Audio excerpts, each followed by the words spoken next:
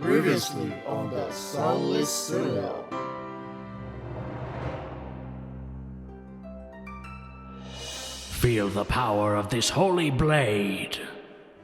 And you would see and shudder as the Dark Warden himself would appear from the sky and land into this room.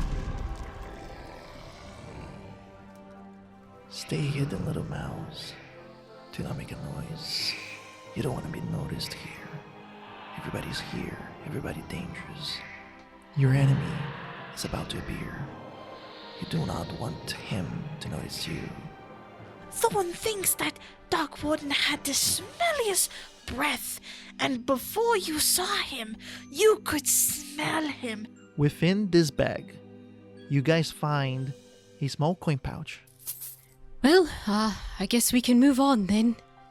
Thorn will open the door. Throughout the vastness of the multiverse, there lies a tavern. As you approach its doors, you catch bubbles of laughter that rise and burst into cheers as colorful groups of travelers find comfort in their bonds. As you head inside, the smile of the tavern keeper greets you. They're an otherworldly being with a bluish, corporeal form. They wear attire befitting of an innkeeper, and they have a large, cloudy nebula for hair speckled with stars, which gently sways with their movement. Welcome to the Storyteller's Tavern, where stories are served like ale and a seat is open for you at every table. Tonight's special is the Sunless Citadel, an epic adventure of high fantasy with notes of friendship, danger, and most importantly, hope. Will our adventure survive to descent into the dungeon, or is there a darker calamity taking roots far from the sun's reach? Opening the door, you guys see what seems to be a relatively big room. Although this sensation or this idea is obscured by the amount of clutter that there is inside, making this room feel much smaller. Leaning and fallen and damaged bookshelves fills this room through a clear path that connects to the next opposite wall. You also see another door. Torn and burned pages, bindings, and scrolls can be discerned in various spaces within this room. There are some that are still on the shelves, while most of them are on the ground in small piles. Could I do a perception check to see if there's anything of note among all of these books and tomes and old writings and whatnot? Go for it. Could I also do a perception check? Sure. Can Thorn help Methuselah? With Thorn's help, I got a 21. And I got an 18.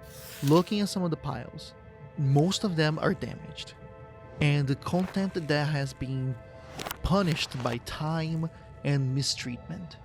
Although, in the meantime, checking some of the books that are still in some of the shelves, Methuselah and Thorn do notice one that resembles one of the other journals that you guys found previously.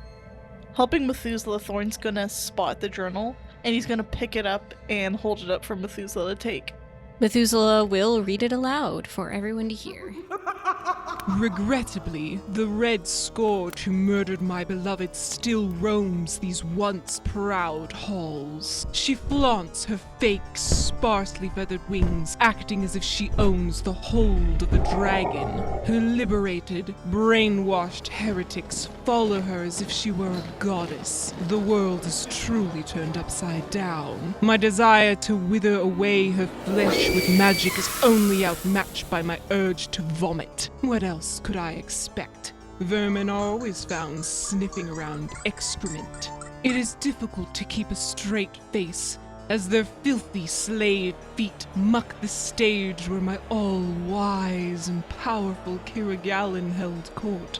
I can still remember watching my mighty lord crush the unworthy beneath his powerful talons, or raise the righteous to his side instead of his breath breathtaking visage, my eyes burned as I witnessed that cur addressing her foolhardy audience. Then she thrust her useless, evil blade into my beloved's audience stage, further defiling what I thought could no longer be defiled.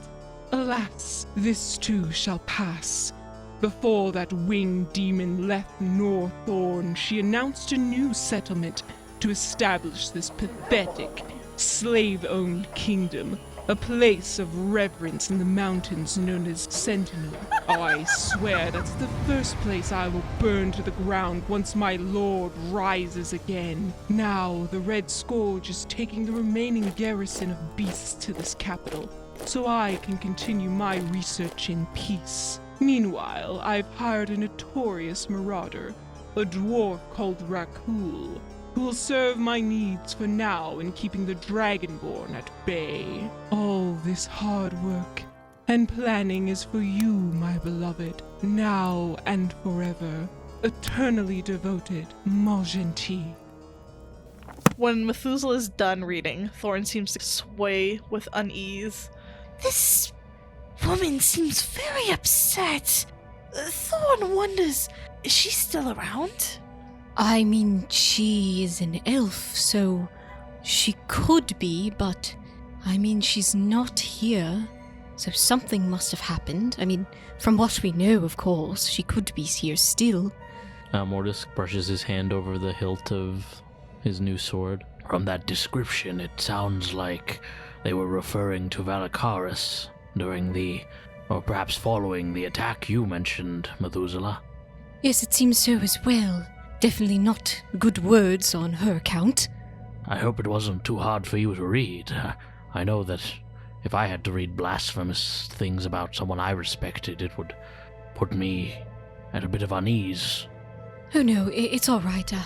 I mean, it seems this person wanted to resurrect the Dark Warden.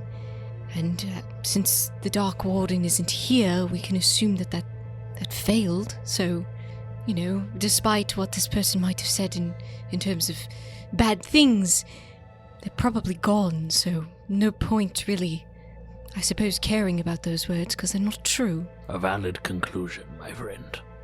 Urgi approaches and says, wasn't she already ready to start her stuff? Her investigation and research? How in this one she says that she's about to start it instead? Well, I assume that these might be out of order. It's not like there's, like a number on this page. Well, I wonder if there is more to her story then. Because this is clearly part of her past, and we already know that she proceeds to starting her investigation. I am very curious to see what happened, seeing that I didn't know her. In addition to the journal you found, there are maybe 1 or 2 tomes of history about the Draconic Empire itself.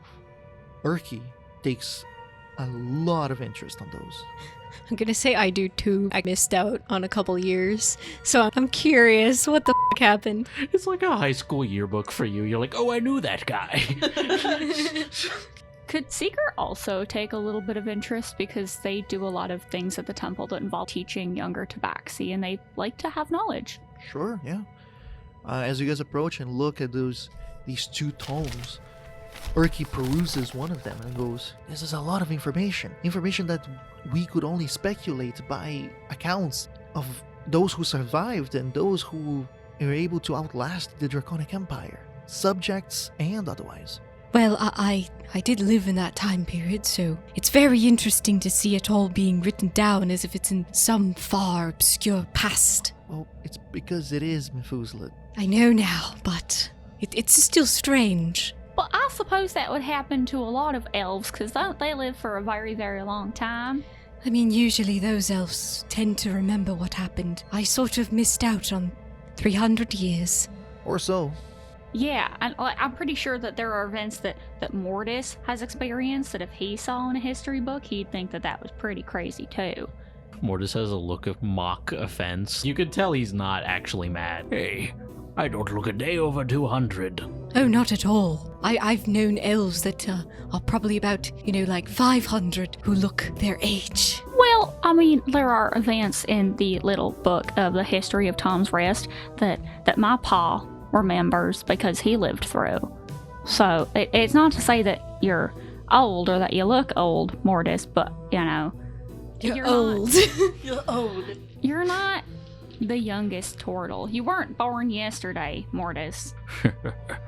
Sometimes I question that myself. In the end, if we can preserve some true history during our quest, it will have been a worthy endeavor. Oh, I agree, because we don't want this Draconic Empire to ever come back, and so we need to know about these things. Well, one thing's for sure, though. This would be invaluable to me and to the followers of Lyrta back at my home. I would be even willing to pay you guys to keep these books, so we can add it to our collection. I don't think that you'd have to pay us. We don't own these books, so, you know, we found them with you. So that would be rather strange to have to pay you for books that weren't ours to begin with. I mean, I was hoping that I could take some of the knowledge from these books back to the tabaxi at the temple. So if you were willing to maybe... write down some notes, I could take those, and I mean, you don't have to pay us, but I would consider that to be a worthy trade. Personally, I would prefer to have the originals, but I'm okay with making some sort of exchange in knowledge. In the end, that's what I'm seeking anyway. Well, you could take the originals and I can take the notes. We'll work something out, Erky, I'm sure, because this is really, really interesting, and I know you agree. Yes. Invaluable. I'll hold on to one of the books because I'm very interested on everything that's in here. Catching up, you know, but you can have it when I'm done. Well, since we have some time, it doesn't seem like there's any dangers right now. Could we maybe take a pause to investigate the journal a bit more? I think that's a good idea. I know that I'd like to sit down if we can find a not terribly dirty spot, and we can investigate it. Erky steps in and says, I'm down to investigate further. Seems fair enough to me. I'll give the journal to Mortis. You can hold on to this and investigate. I just kind of want to look into these books a little more. And Methuselah A little bit excitedly takes out the Draconic Empire book. Well, I'm not much of an expert in research, but I'll do my best. I could give you a hand with that, Mortis. I know Elvish. just let the rest of us know what you find out. Mortis is able to take accounts and rumors that you have heard on your travels, especially towards Tom's Rest, about some of the history of Destry.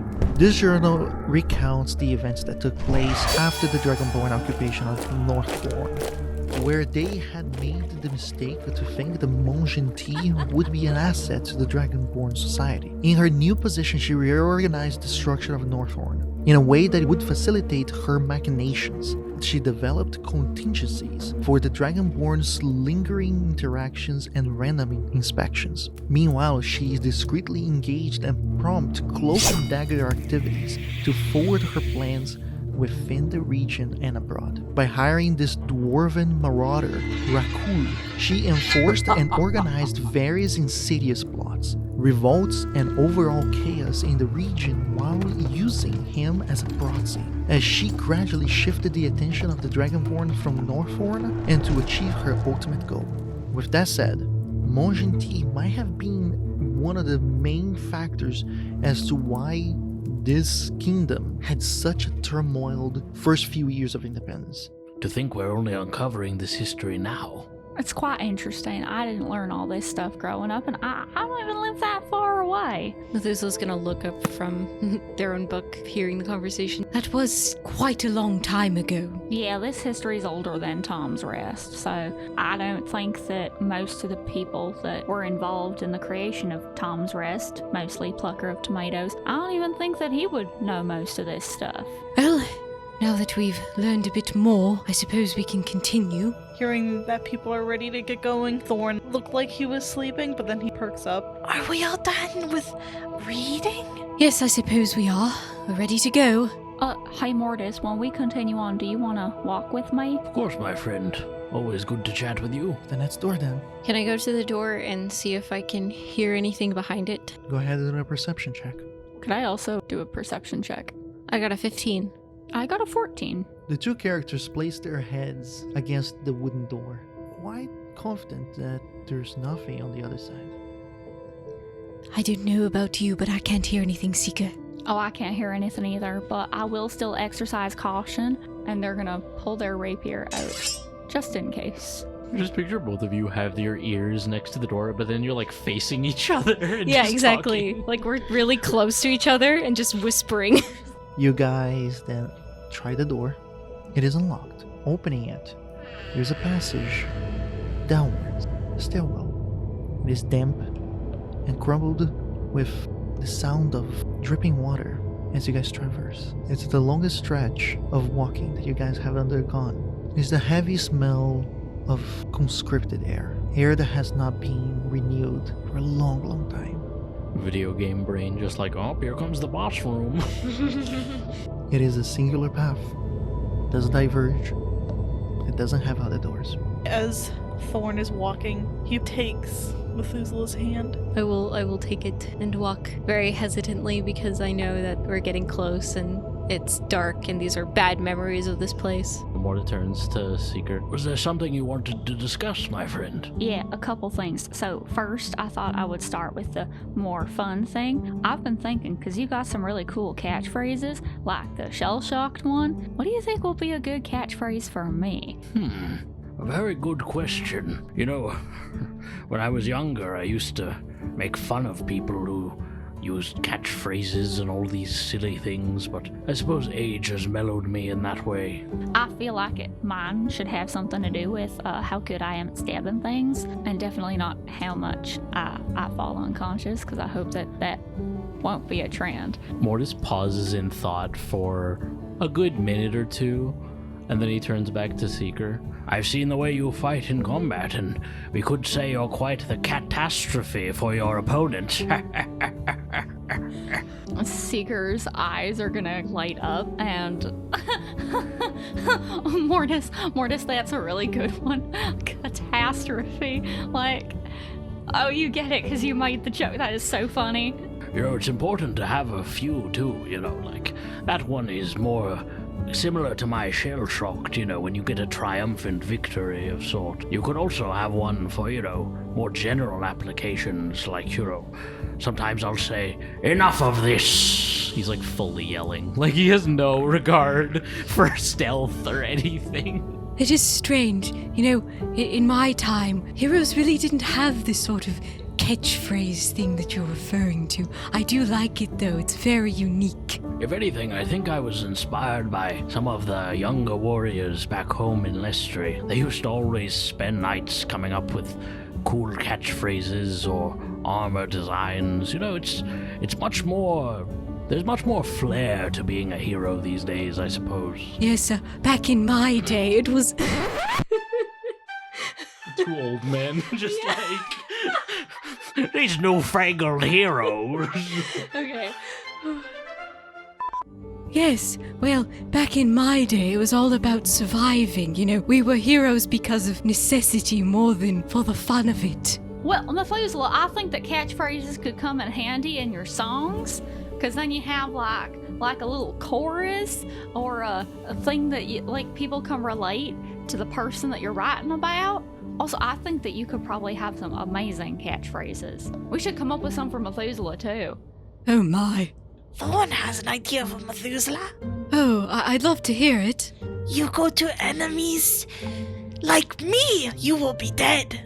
That's very unique. I like it. It's good. Very good. Mortis has like a noticeable shift in his face. You look kind of uncomfortable. You see, I think that would be good, but Methuselah's not really that type of hero. They try to not hurt people unless they have to, or if they're not completely in control. I don't know how that shadow thing completely works, but it doesn't seem like you. No, not. I don't really remember those things when they happen.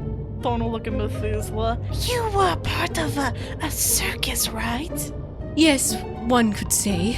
Then maybe your catchphrase should be something like, "This is your final act." I like that one. That one's very, very good. Much better. I love how Methuselah's like one of the most moral characters, but all the catchphrases we come up for are so threatening.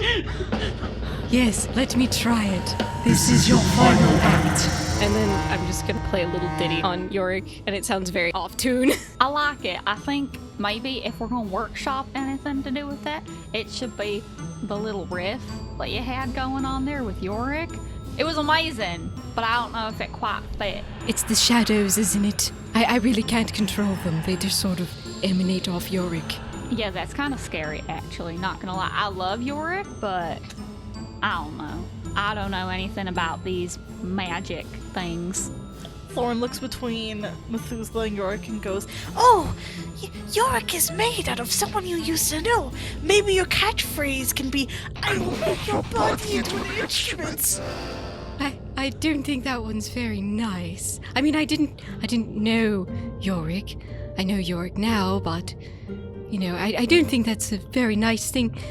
I guess this was supposed to be a sort of memorial in a weird way, because it was a weird death wish that Yorick had. Well, you know, since you're a performer, Methuselah, maybe your catchphrase could be something more playful, you know, like, it's showtime, or you could say something like, I don't know, welcome to the fun zone. I think we should also come up with catchphrases for Thorn and for Erky. Erky, yours could have something to do with Lyrta and her light. Well, I do have her prayers that I have to say every time I use her blessings. Amazing. You know, those prayers you do are pretty good, you know, and you inspire me to be more creative when I summon the powers of the gods. All that rhyming and flair, you're quite the showman for a holy man. Thank you. Well, I wish I could take credit for that, but it wasn't mine. I just recite them. Well, you do it in such a way that is very performative. All right, we can continue workshopping some more catchphrases later, because once we get down there and we fight the druid, we still have the whole way back up to the surface.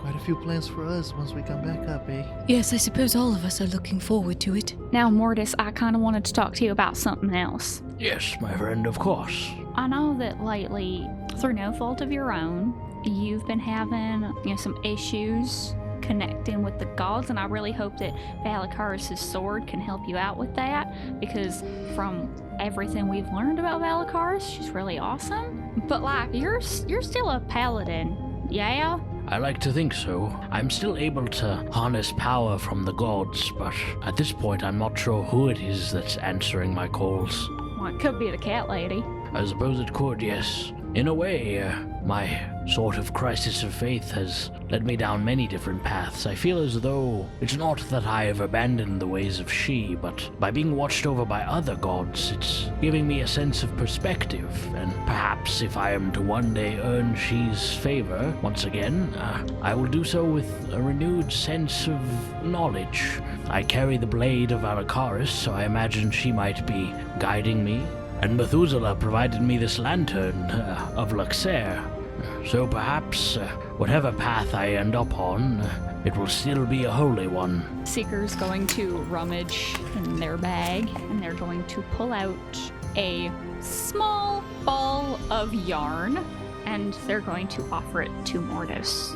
Now, so in case you don't know, you probably already do, but a ball of yarn is the symbol of the cat lady. Since now that you are a friend of the cat lady because you're trying to help us find faith and you're my friend, I like to give this to you because hopefully she can continue to offer you guidance, and maybe one day we could both be paladins that serve the cat lady. Mortis flashes like a really warm smile at Seeker, and then he reaches his hands out and takes the ball of yarn gently. Thank you very much, my friend.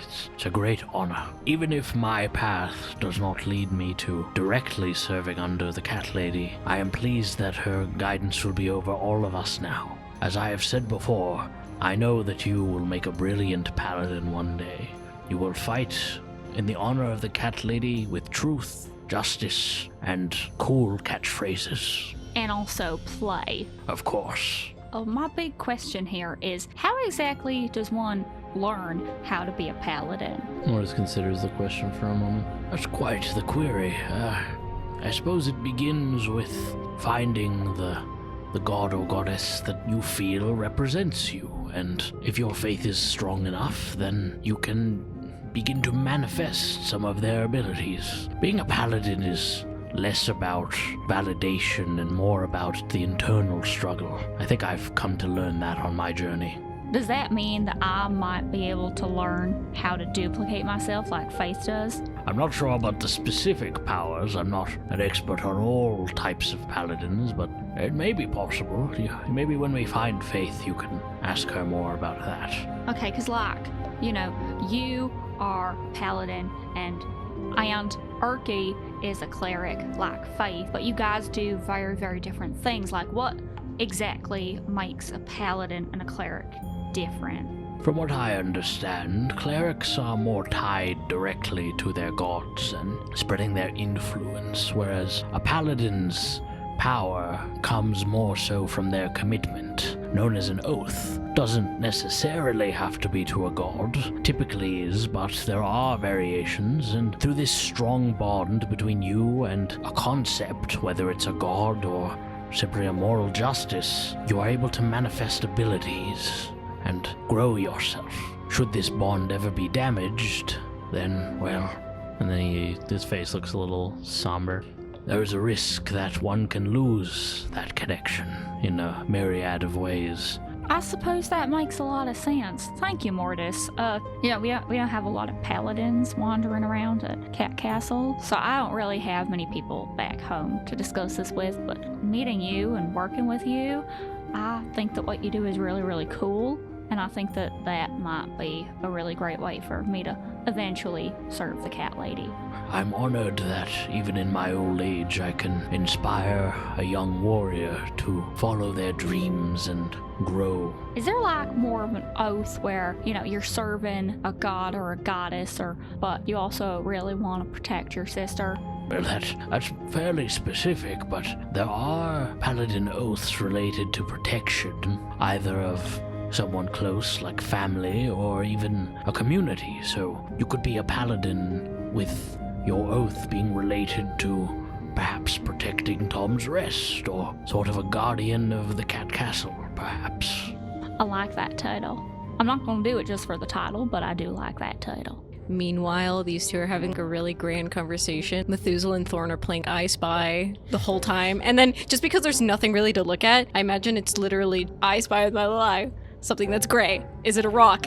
Yes. And then the same thing over and over and over again. The conversations slowly dwindle. The walk is far, and with the end of it comes the pressure of what's yet to come. Finally, you guys see, very close to you, shed by the light of your lantern, the stairs that leads up. You see yourselves in another hallway, where at the very end, two doors, far away from each other. The closest to you seems to be locked. The other, at the very end of the hall, doesn't seem to be locked. Could I put my ear up to the locked door and see if I can hear anything? Do a perception check for me. Could I go to the unlocked door and do the same thing? Sure. Not with a mage ear, with a real ear. I have normal ears. I got 6. You're a little bit too distracted. 18. Seeker, on the other hand, it's not that hard to hear conversation. It's very muffled, to the point that you can't understand what they're saying. But you do hear a few voices. You also do not know the amount of voices there are. So Methuselah's gonna look up at the group and say, well, there doesn't seem to be anything behind here. Well, I heard some muffled voices. I can't really tell very much. I don't know what language or languages were being spoken. I don't know how many people there are, and it was kind of distant, very muffled, but there's definitely somebody on the other side of that unlocked door. Given that we've gone deeper into the Citadel, it could be some of the goblins. Perhaps, should we try this locked door for now, and then if this isn't the path forward, we can go the other way? I would agree with that. Better to try to avoid a fight if we can. I could give it a try. I could try to unlock it. 15. This door is really well fastened, to the point that as you put a lot of pressure, you're kind of scared that you might break some of your lockpicks. I'll say Methuselah's gonna notice Seeker struggling. You're doing well, Seeker! And then is going to lean into Mortis. I think we might need to find another way. Are you suggesting that we've tried to force it open? I think that might be best. What of the people that Seeker heard in the other room? Could we do it quietly? He doesn't say anything. He just gives you a look. He doesn't have eyebrows, but if he did, you could see like his they're just raising. What if we all cough at the same time that you hit the door, and then it'll sound like a cough? I don't want to be rude, but I also really don't think that would work. Now that I'm thinking about it, it does sound like a silly idea. If Seeker can't open this door, perhaps we might have to go through the other one. Well, we could try to see how many people are on the other door. If there are just a few of them, we could try to take care of them and then open this door by any means. Well, I suppose if that's our only option forward, we could do so. Might be best to have Seeker look through the door. They are our most stealthy party member. At this point, Mortis walks over to Seeker and gently taps them on the shoulder to get their attention. Oh, hi, Mortis. We were thinking, perhaps if we're unable to get through this door, it might be best to scout in the other room and see just how many potential enemies we're dealing with, just for the sake of having our options open, you know? I suppose that makes sense. I'm really sorry I can't get this door open. Well, we've all had bits of damage to our pride. You're forgetting the fact that I ran into a door, knocked myself out. Seeker's gonna go back over to the other door, and they're going to pull one of their daggers out of their boot and just shove it between their teeth again. And then they're gonna do the sneaky sneak in checking out the other room. Do a stealth check for me. As you do this, I'm going to say Methuselah's holding Yorick on the ready with the hurdy-gurdy. Mortis has a hand on Valkar's greatsword. Thorn is picking his nose. Is Urky doing anything? Urk is just quietly waiting. It's gonna be a 23. You open the door slowly, and only by the expertise that you so well excel on, you're able to open in a way that is dead silent. Perceiving through it, you see that the next room would be empty, if not for what seems to be a very big opening on the wall immediately on your field of vision. This opening seems to be intentionally made. This room that you see is very well lit, full of trees, shrubbery, and vegetation. The biggest room you have seen yet, just from this small glimpse. And yet, it is a literal forest, illuminated by torches and the light of the mushrooms that you guys previously saw. It is a certainty. You're looking at the grove of the druid. Previously, the Dark Warden's grove. Can Seeker quietly approach and see if they can at least determine something about the voices? With the previous check that you have, you can easily go inside. Keeping it low, although uncomfortable to do so, you do walk on your fours, very slowly, a good 10 feet in, trying to stay closer to the wall than not. You hear the voices, which much easier time. There seems to be a total of 6 of them, speaking rough pattern of language that you have heard before. This is clearly goblinoid. And just as you glimpse past the debris nearest to this large opening, you can see 4 goblins, accompanied by 2 better equipped warrior goblins. I'm gonna go back to the party. Slowly, Seeker approaches back, closes the door, and then is able to speak with you guys. Oh, what did you see, Seeker? Goblins, 6 of them. There's 2 that are quite well dressed, quite well equipped, I would say. That is definitely the grove that we have been looking for. How do you know? It was literally a forest in there. Since that is the grove, I suppose that we're going to have to face them anyway. I think it'd be better to, I don't know if we could scare them away or do something. Well, the way I see it, we could either try to force open the locked door and potentially risk them coming up for us here, or we go in there as a group and try to see if we can catch them off balance. I would suggest maybe we try to deceive them in some way, get them to run off, but I'm not sure how we would accomplish that. I have to say too, the goblins down here compared to the ones in their village, they're more determined too. We have seen the ones that we fought here, aside from the fact that they would fight pretty much to the end until there is no way of victory, then they would run away. These guys are different. They're not like the ones above, where the first sign of trouble, they will run. And I'm just saying, I did only see 6, but I don't know if there's more. I don't know if there's like 50 goblins down here. I don't know. I kind of want to be careful. Well, the grove is quite big, so I can't imagine that if we were to strike first, that all the goblins in the grove would be able to hear it. Mortis turns to Thorn. What do you think we should do, my friend? These are still your people, after all. Thorn will not really respond directly to Mortis's question, and he wants to go over to the padlock, and he wants to cast Primal Savagery, and he wants to grab the hooks of the lock, grip it, and try to melt it with the acid. Interesting. Sure, go ahead. 10 acid damage. With the magical acid excreting from your newfound claws, it takes the better part of 2 to 3 minutes until the magical effect retracts.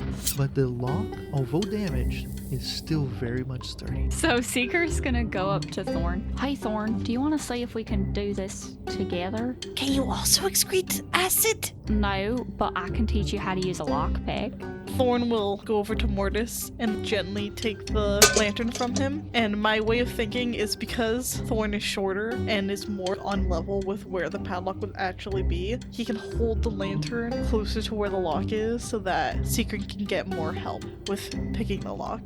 With the help of Thorn and the fact that Thorn did compromise the quality of the lock, I will allow you to do a check again. Though I have to say, if you don't succeed on this one, you might not be able to do it again. 9. You try your best. As you're focusing, you're getting really close. You feel like the click is about to happen when it does.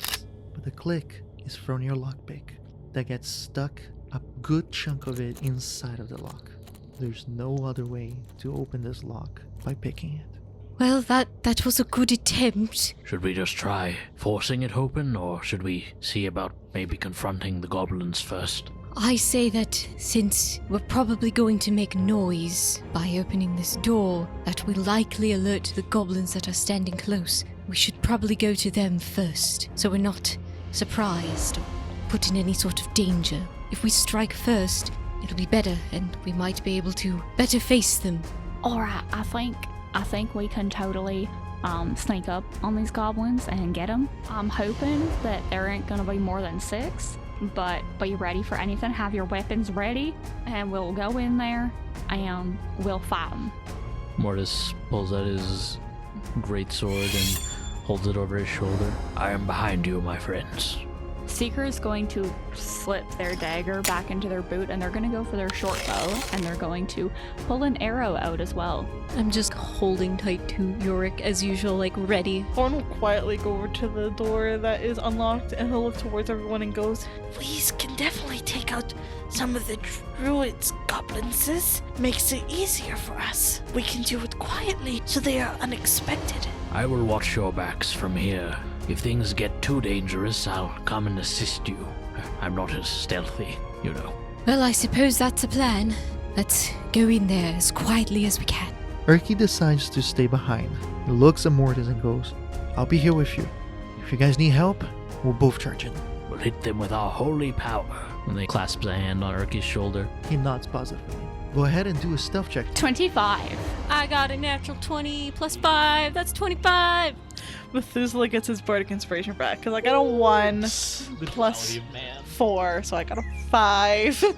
With the help of your peers, Thorn is not noticed by the goblins. I imagine that Thorn trips as he's walking, and Methuselah's mage hand shoots forward and catches him before he falls and makes a sound. And together, you all position yourselves to the best of your abilities to prepare for your surprise attack.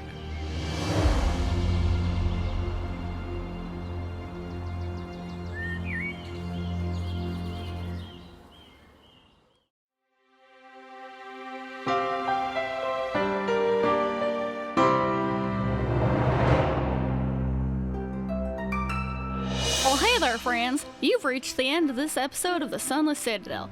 Thank you so much for listening. Subscribe to us on whatever app you use to listen to podcasts, and be sure to catch the next installment of the Sunless Citadel every Thursday at 12 p.m. EST. If you like the show, please consider leaving a review. It's a small way to show your support that goes a long way. To connect with us, follow our social media accounts, and if you'd like to support us, well, you can head on over to our Patreon to join the conversation, view sneak peeks of our next project, and discover our fantastic bonus content. Our intro score was created by Patrick Gordon from Off the Beaten Path Musical. The Sunless Citadel can be found in Tales from the Yawning Portal by Wizards of the Coast. The world of Nosso Mondus was created by Pedro Stockler. Thanks again for listening from all of us at the Storyteller's Tavern.